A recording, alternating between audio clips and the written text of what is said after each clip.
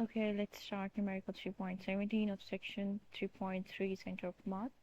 So here you can see that there are two masses, the mass of the earth and the mass of the moon, and the distance between is 3.8 multiplied by 5 kilometers. So we have to find the position of their center.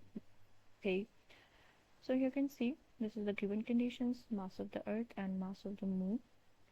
So first we have to assume that the position of the earth which is at 0, okay, and the position of the moon which is at 3.8 multiplied times 5 kilometer.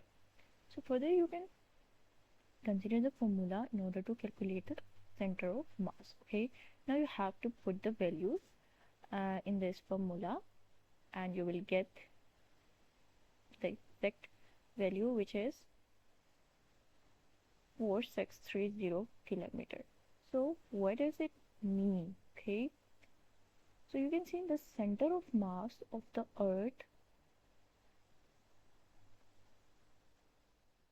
moon, is about 4630 kilometers from the center of earth, and the center of mass where it lies within the earth but not at its center. It is about 1770 kilometers beneath the earth's surface. So it's obvious it's not compulsory that the center of mass lies on above of the surface.